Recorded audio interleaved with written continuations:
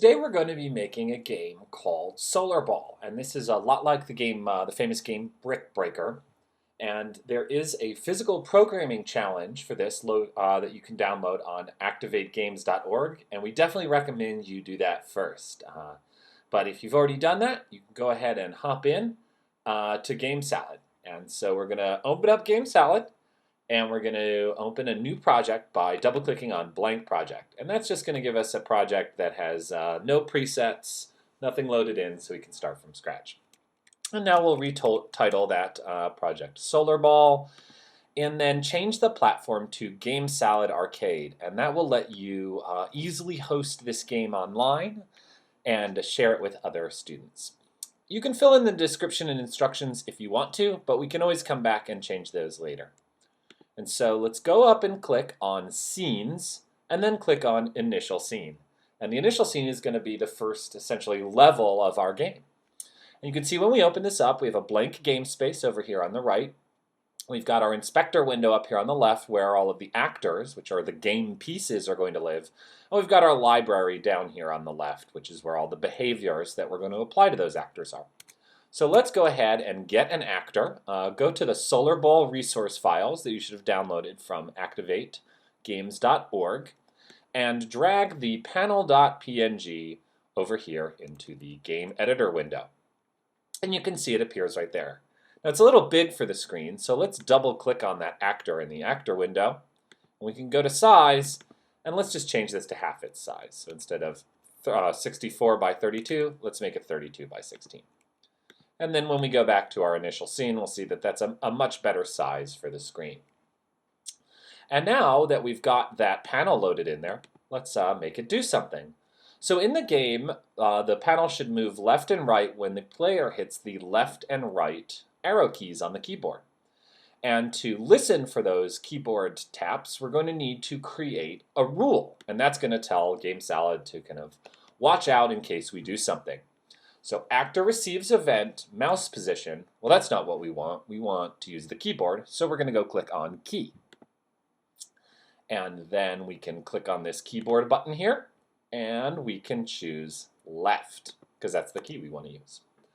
And so once we've got that rule, now we need to add a behavior to tell Game Salad to do something in response to that. And so we're going to tell it to move the panel, and let's take a look at that. So I'm going to hit the left key. Whoops, it moves to the right. Well, that's not what we want.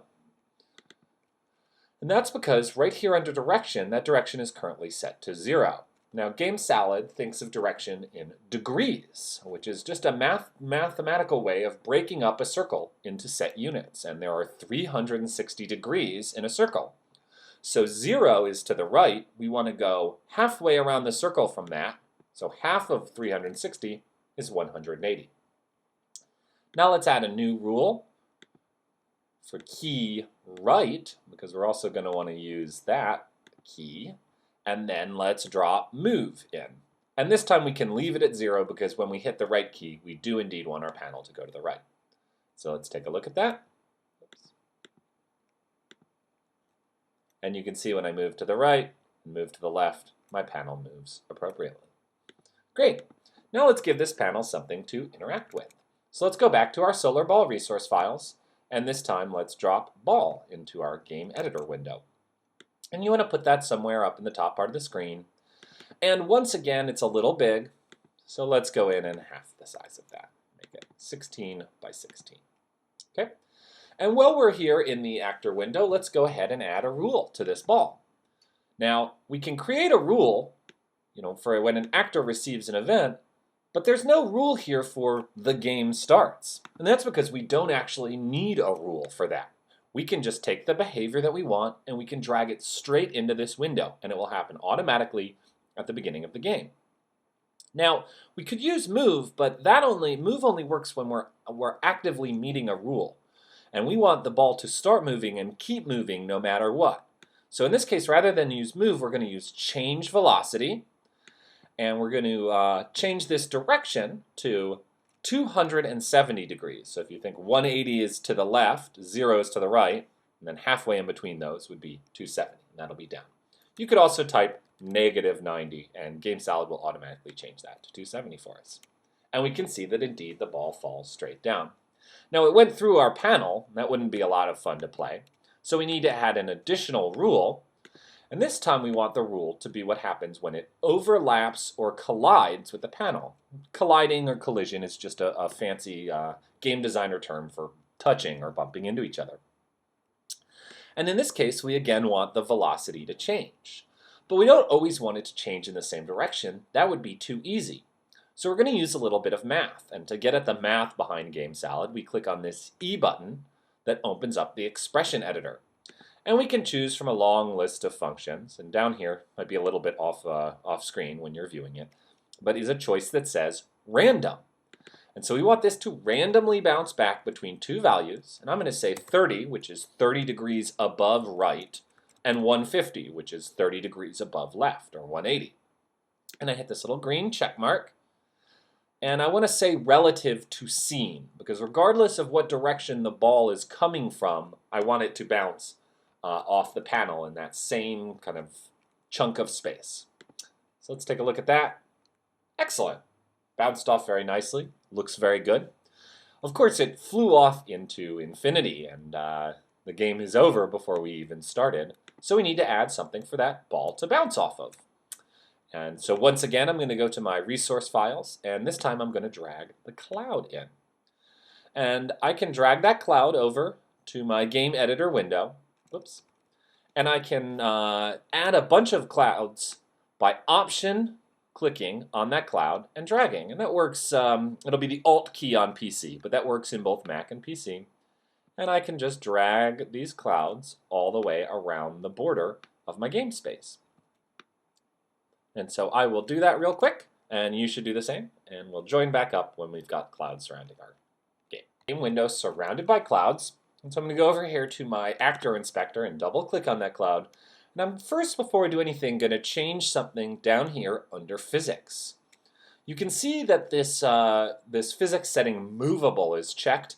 I want to uncheck that, because when the ball hits the clouds, I don't want the clouds to disappear or go flying off screen. And now I'm going to go back to my initial scene, and I'm going to open up the ball, and I'm going to add another rule. And this is going to be another overlaps or collides rule. Actually, let's do this a little differently this time.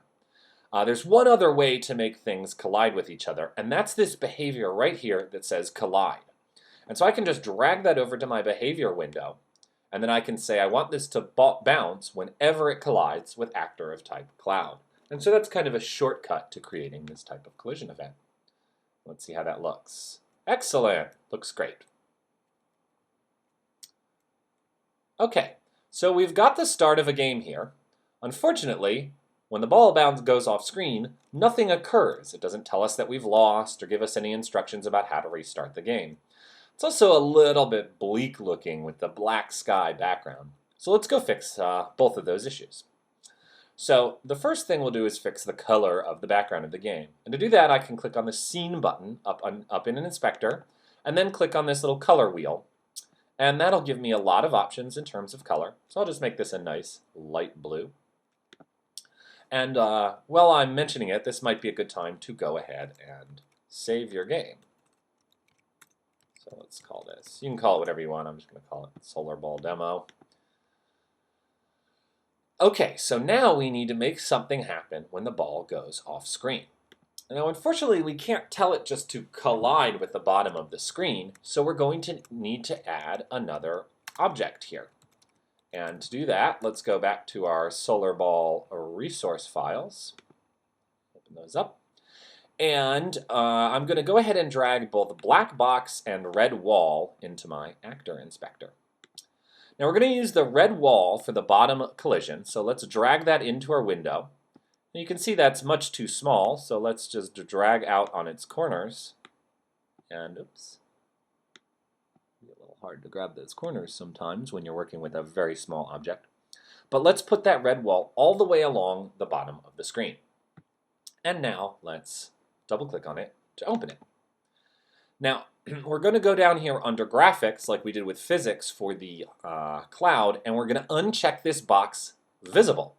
And now when I go back to my scene, you can see, Okay, we're not going to see that ugly red box, although it is still there. So let's open up the ball, and let's tell it to, let's create a rule and tell something to happen when it collides with red wall.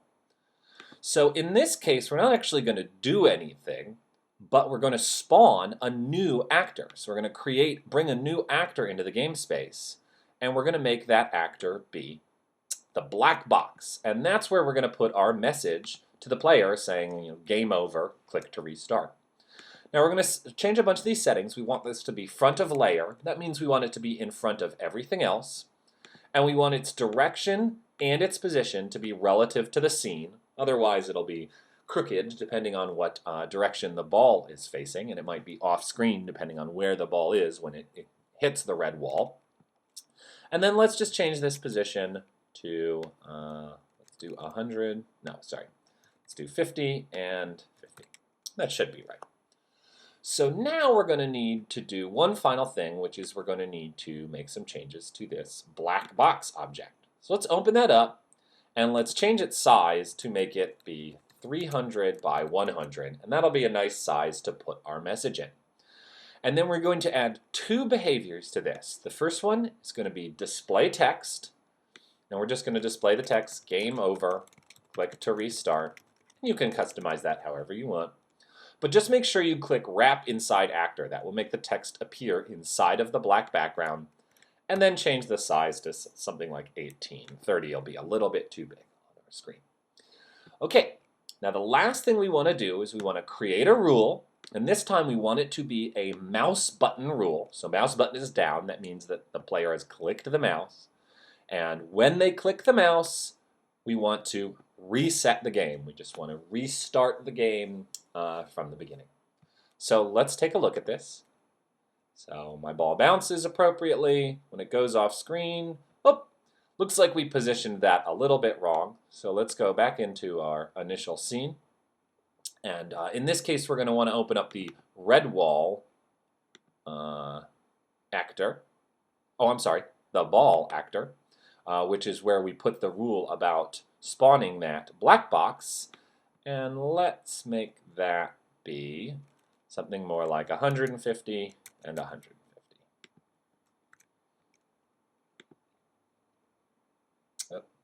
Sometimes you might get a little bit of an error with your preview. You can always just stop it and restart. Okay, still not great, but you can fiddle with that on your own and move that a little bit further on screen, and you should be good to go. So places you can take this game are you could make the clouds disappear as you hit them.